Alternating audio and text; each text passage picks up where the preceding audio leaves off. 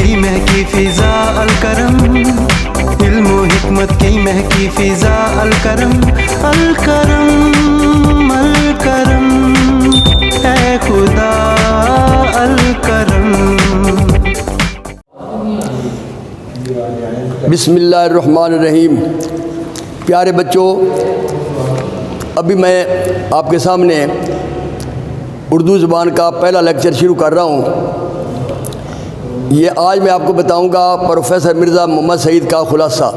جیسے آپ دیکھ رہے ہیں، یہ پروفیسر مرزا محمد سعید آپ کا پہلا سبق ہے۔ اس کے مصنف ہیں، اس خاکے کے یہ خاکہ ہے، اس کے مصنف ہیں شاہد احمد دہلوی۔ اور شاہد احمد دہلوی کے بارے میں تھوڑا سا یہ سمجھ لیں کہ یہ اردو زبان کے سب سے پہلے ناول نگار نذیر احمد، ڈپٹی نذیر احمد، یہ ان کے پوتے ہیں اور مولوی بشیر الدین کے یہ بیٹے ہیں۔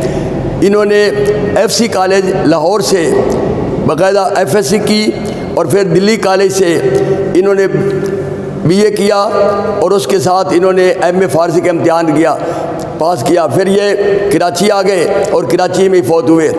انہوں نے کتاب لکھی گنجینہ گوہر، اس میں سے یہ لیا گیا ہے کہ یہ قیمتی خزانہ ہے قیمتی موتیوں کا، اس میں سے ایک موتی ہے پروفیسر مرزا سعید۔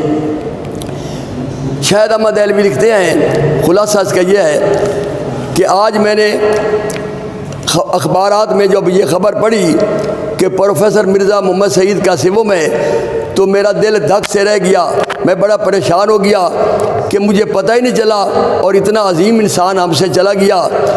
اور افسوس یہ ہے کہ پرسوں وہ فوت ہو گئے، کسی کو پتہ نہیں، ان کے قدردانوں کو، ان کے جاننے والوں کو، ماننے والوں کو۔ یہ بڑے افسوس کی بات ہے۔ زندہ قومیں اپنے اہل علم کے ساتھ ایسا برتاؤ نہیں کرتی۔ پروفیسر مرزا سعید بڑے خاموش طبع تھے، خاموش زندگی گزاری، اور خاموشی سے ہی وہ اس دنیا سے رخصت ہو گئے۔ مرزا سعید اپنی خوشی سے کام کرتے تھے، وہ کوئی فرمائشی کام نہیں کرتے تھے، کسی کے کہنے پر کام نہیں کرتے تھے، نہ ان کو کوئی ستائش کی تمنا تھی، نہ کوئی ان کو انعام کی کوئی پرواہ تھی۔ جب بھی لکھا اپنی خوشی سے لکھا۔ لاہور کے پبلشر انہوں نے بڑی کوشش کی کہ پروفیسر مرزا سعید سے کوئی ناول لکھوائیں، لیکن انہوں نے ایک لفظ بھی لکھ کر نہیں دیا۔ ایک دفعہ کا ذکر ہے کہ پروفیسر مرزا سعید کے پاس لاہور کے ایک بہت بڑے پبلشر میرے پاس دلی آئے اور مجھے لے کر گئے کہ مجھے کہا کہ میں ان سے ناول لکھوانا چاہتا ہوں۔ میں نے ان کو صاف کہا کہ پروفیسر مرزا سعید کسی کے لیے نہیں لکھتے، لیکن انہوں نے کہا کوئی بات نہیں، میں ایک ناول کا 1000 روپیہ دے دوں گا۔ میں نے کہا 1000 روپیہ وہ نہیں لیں گے۔ جب ہم گئے تو مرزا سعید صاحب سے انہوں نے کہا کہ جی میں ناول لکھوانا چاہتا ہوں، تو آپ نے فرمایا کہ مجھے تم 5000 دو یا 10000 دو، تب بھی میں ناول نہیں لکھوں گا۔ یہ ان کی عظمت تھی۔ انہوں نے کہا کہ میں کام کر رہا ہوں۔ پہلی کتاب انہوں نے لکھی تھی، پہلا ناول لکھا تھا یاسمین، یاد رکھنا پہلے ناول کا نام ہے یاسمین، اور دوسرا ناول جو لکھا اس کا نام تھا پہلا یاسمین، اور پہلا ناول لکھا یاسمین اور دوسرا ناول لکھا خواب ہستی۔ یہ بہت بڑے مشہور ناول تھے، اور یہ بغیر کسی کو پیسے دیے اپنے شاگردوں کو کہا کہ مفت میں شائع کر دو۔ پھر ان کی ایک بہت بڑی کتاب ہے مذہب اور باطنیت۔ یہ ان کی ایسی عمدہ کتاب ہے کہ اگر اردو کی 100 کتابیں، بہترین کتابیں اردو کی چھانٹی جائیں، چنی جائیں، منتخب کی جائیں، تو ان میں پروفیسر مرزا سعید کی مذہب اور باطنیت ضرور شامل ہوگی۔ یہ انہوں نے کتاب اپنے دوست تاجور نجیب آبادی کو دی اور انہوں نے مفت میں شائع کرا دی۔ پروفیسر مرزا سعید دلی کے ایک بڑے امیر خاندان سے تعلق رکھتے تھے، اور طرح بیرم خان، طرح بولتے ہیں جہاں 3 راستے ہوں، یہ بھی ذہن میں رکھنا ہے، اور اکثر یہ پیراگراف امتحان میں آ جاتے ہیں۔ طرح بیرم خان کے آخری کونے پر مرزا محمد سعید کا مکان تھا، اور اس کے ساتھ ہی سر سید احمد خان کا مکان تھا، اور قریبی مرزا غالب کا مکان بھی وہیں تھا۔ پروفیسر مرزا سعید کی سر سید احمد خان کے ساتھ بھی رشتہ داری تھی اور منشی ذکاء اللہ صاحب کے ساتھ بھی ان کی قرابت داری تھی۔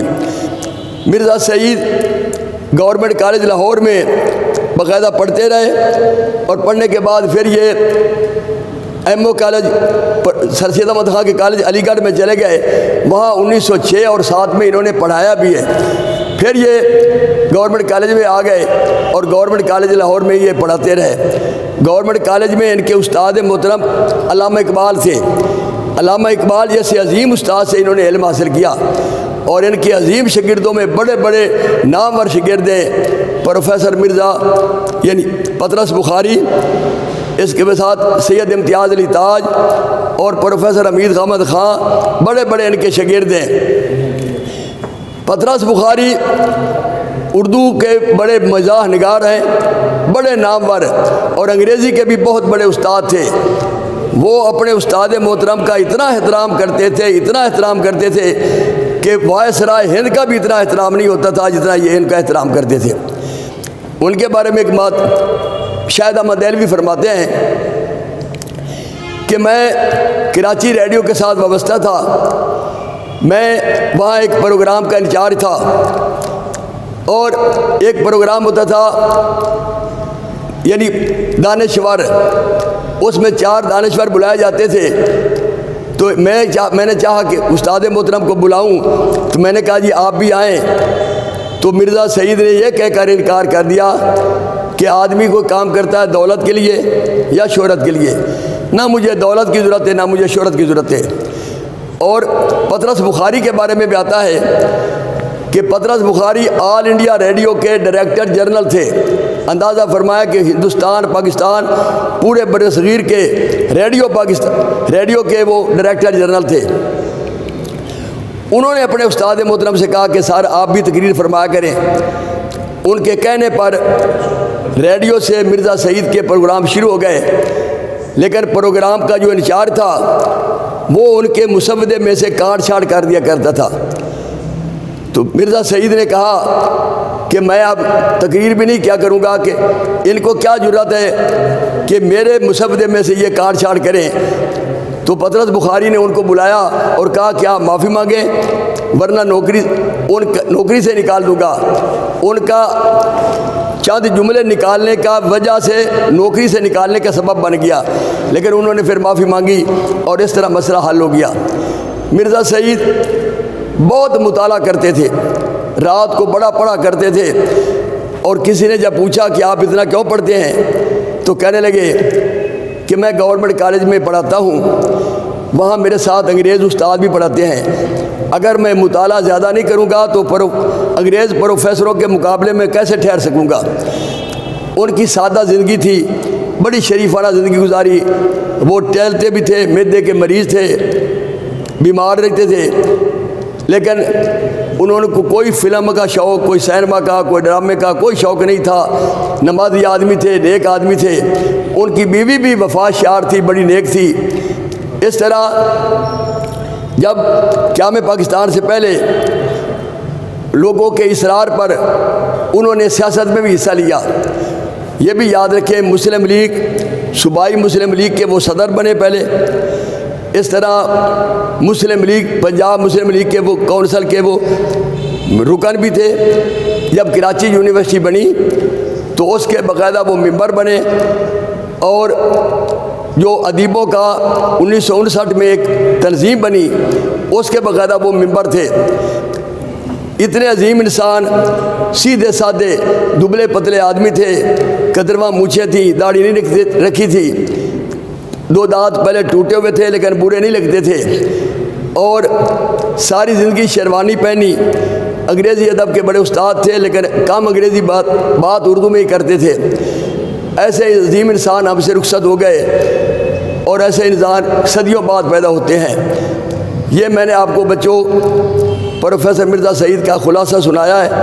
امید ہے کہ آپ نے اچھی طرح سمجھ لیا ہوگا، اس کو اچھی طرح سمجھ لیں، اور اگر اس کے بارے میں کوئی سوال کرنا ہو تو وہ باقاعدہ نیچے لکھ دیں، انشاءاللہ تعالی ہم آپ کو اگلی ویڈیو میں وہ سارے سوال بتا دیں گے۔